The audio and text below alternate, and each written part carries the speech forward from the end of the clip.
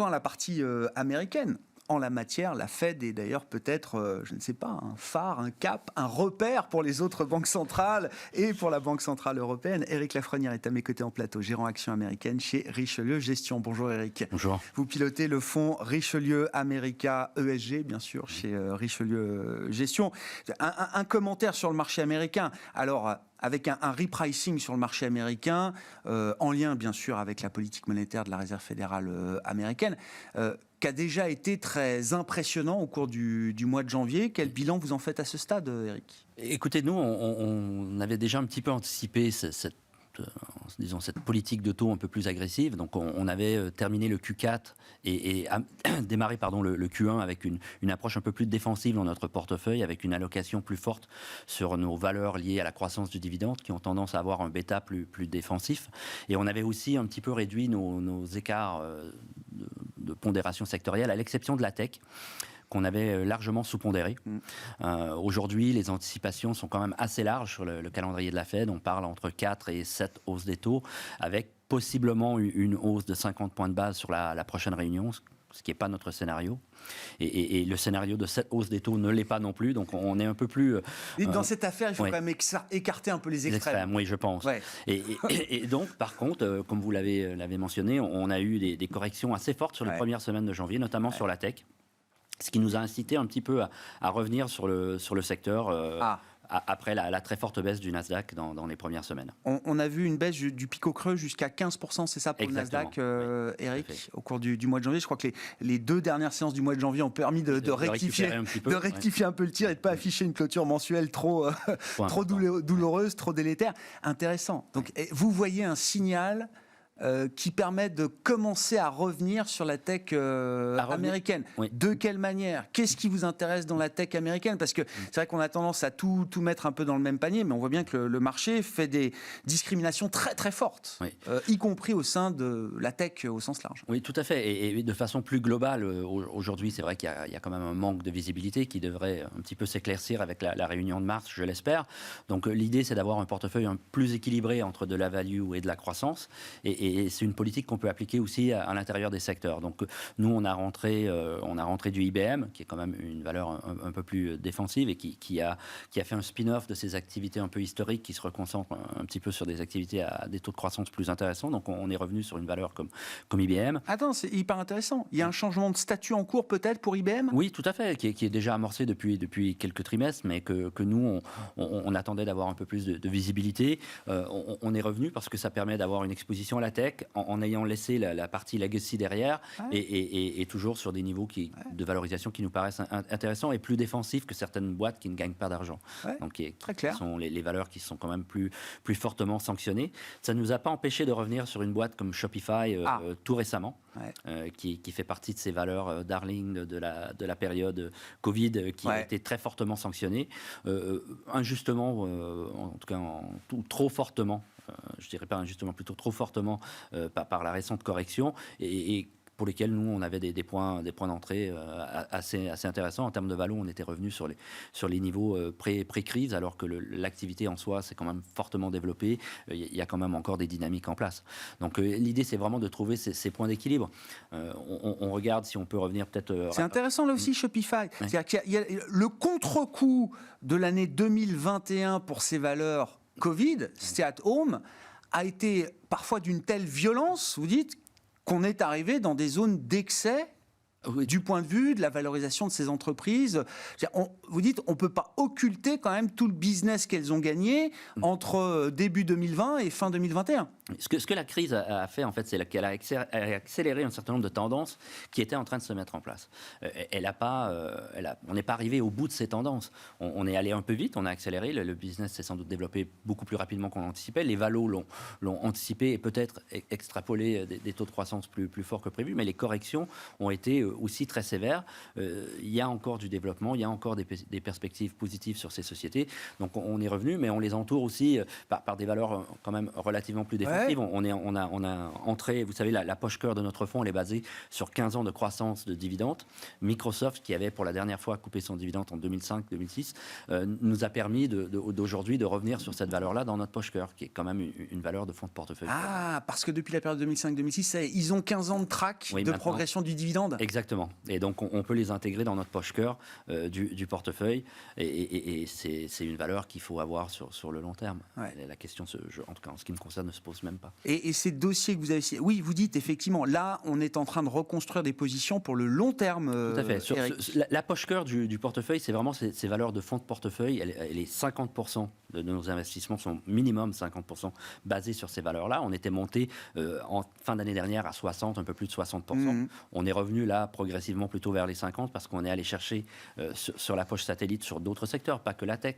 On est allé chercher des valeurs sur des thématiques très spécifiques. Une thématique qu'on a assez fortement dans le portefeuille, mais depuis quelques trimestres, et je crois qu'on en avait parlé la dernière fois déjà, c'est tout ce qui tourne autour des modes de transport de demain, et notamment l'électrique, des minerais à la fabrication, aux voitures électriques, au recyclage. Donc on est investi sur toute cette chaîne. Sur le plan plus tactique, de court terme, qu'est-ce qui vous paraît encore intéressant des tendances qui ont marqué là aussi l'année 2021, c'est-à-dire le retour de la value. On a vu encore une rotation de style très très forte au mois de janvier.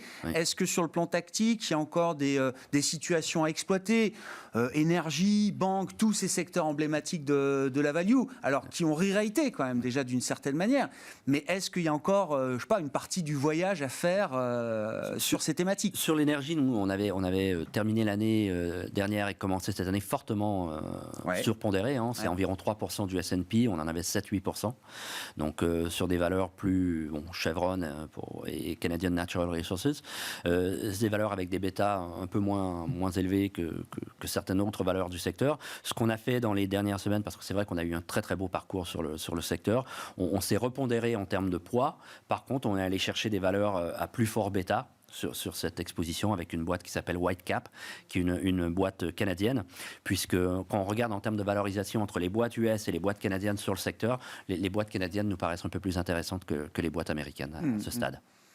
Quand vous regardez encore une fois le marché un peu plus globalement, avec la perspective d'un début de cycle de resserrement monétaire de la part de la Réserve fédérale américaine, on verra jusqu'où va ce cycle, quelle est l'ampleur et la vitesse du cycle de resserrement de la Fed. Mais la première hausse de taux en mars semble quasi automatique, toutes choses égales par ailleurs.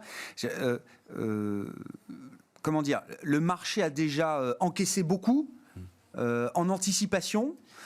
Est-ce qu'on peut imaginer peut-être que la protection offerte par la Fed, le fameux put, est encore plus bas que les 15% de baisse du Nasdaq qu'on a pu observer? Comment vous vous positionnez par rapport à ça, Eric? Ce qu'il faut regarder, c'est que historiquement, dans les phases de hausse des taux, je crois qu'on avait 1994, 99, 2004 et 2016 sont les 4 dernières phases de hausse des taux aux États-Unis. Les 3 mois qui précèdent la première hausse des taux ont toujours été des performances négatives. Ensuite, les 6 et 12 mois qui suivent affichent des performances généralement positives. Sur les 6 premiers mois, après la première hausse, on est autour de 4,75% et on est autour un peu plus de 8% sur les 12 mois qui suivent la hausse des taux. Donc, jusqu'ici, le scénario semble se répéter, en tout cas à ce stade. Après, ce qu'il faut comprendre, c'est qu'on a depuis plusieurs années cette impression d'avoir vécu dans un environnement de QI et de taux bas. C'est plus qu'une impression. Oui, voilà. Mais en tout cas, on a c'est un ancrage psychologique très fort. Et surtout que pour certaines générations, en tout cas pour les plus jeunes qui sont dans le marché depuis je dirais, les fin des années 2000. Oui, 10 ans, 15 ans, 20 ans. Ils n'ont connu que ça. Alors que les marchés peuvent très bien fonctionner dans des phases de hausse des taux si la hausse des taux elle est liée aux bonnes raisons. Donc, et les bonnes raisons sont une bonne santé économique, une croissance des résultats, et c'est ce qui semble encore se mettre en place. Certes, on n'aura pas la croissance des résultats qu'on a eu l'année dernière, mais ça personne s'y attendait. On a d'ailleurs un très bon Q4, même si on avait débuté le début des publications du Q4 avec une attente de croissance des résultats autour de 19%. On se situera peut-être plutôt autour des 23-24% à ce stade, avec un peu plus de la moitié de publications déjà sorties aussi. Les anticipations pour 2022, on avait commencé autour des 9%, ça, c'est légèrement revu à la baisse, on est plutôt autour de 7,8% à ce stade, mais on est encore quand même dans des prévisions de croissance des résultats intéressantes avec des niveaux de marge qui, à ce stade, malgré les craintes inflationnistes, restent élevés. Et ça, c'est important. Et donc, aujourd'hui, c'est clair qu'on aura de la volatilité dans le marché, et c'est normal d'avoir un marché avec de la volatilité. Après, il faut revenir, pour moi, peut-être plus sur les fondamentaux. C'est vrai qu'on a été dans des périodes où on achetait une thématique et on pouvait acheter à peu près n'importe quelle valeur dans cette thématique et on pouvait gagner de l'argent. Oui. Maintenant, il faudra être beaucoup plus sélectif dans son approche. Il faudra s'assurer que la société en question est bien positionnée, qu'il y a des barrières à l'entrée, qu'elle gagne des parts de marché, qu'il y a un bon management. Il faudra aussi aller de façon beaucoup plus approfondie dans les critères de valorisation de la boîte et des axes de développement de la boîte. Donc il faudrait être beaucoup plus sélectif, c'est peut-être beaucoup plus un marché de stock picker.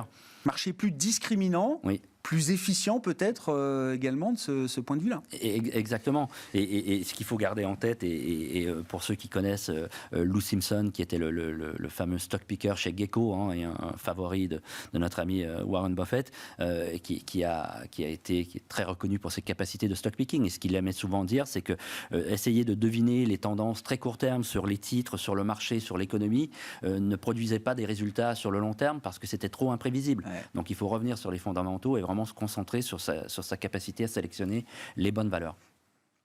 Et pour conclure, vous êtes convaincu à ce stade que la Fed va commencer à monter les taux pour des bonnes raisons et que, en tout cas, dans une première partie de son cycle de resserrement, la croissance résistera? Écoutez, quand on regarde les indicateurs économiques, même si certains sont un petit peu dégradés dans les dernières publications, on reste quand même relativement très bien orienté. Même l'emploi, on l'a vu la semaine dernière, et le taux de participation qui semble redémarrer à la hausse. Donc on va avoir un influx de personnes qui vont revenir sur le marché du travail, ce qui est plutôt un élément positif. Ça va peut-être aider à stabiliser un petit peu les coûts salariaux. Donc ça, ce sont des éléments positifs. La croissance, certes... elle n'est pas aussi bonne qu'on a pu connaître parce qu'on aura moins de stimulus. Oui, elle va être plus normale. Oui, elle va être plus normale. Mais ça empêche que, vu les politiques monétaires qu'on a eues, vu les politiques budgétaires qu'on a eues pour faire face à cette crise, de revenir à un environnement plus normal en termes de taux, ce n'est pas quelque chose de choquant. C'est ce que je voulais.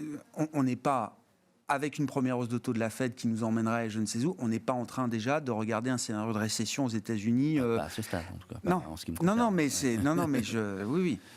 Ouais, voilà, c'est pas la situation dans laquelle on gère aujourd'hui un fonds d'action américain. Tout à fait, et au contraire, on est plutôt en train de se positionner, une fois qu'on aura eu cette première hausse des taux et qu'on aura un peu plus de visibilité sur l'inflation, et je pense qu'on l'aura avant fin juin, on aura une stabilisation, et je pense que là, ça sera le moment de revenir un peu plus sur la croissance, parce que sur le long terme, ce sont des secteurs sur lesquels il faut être.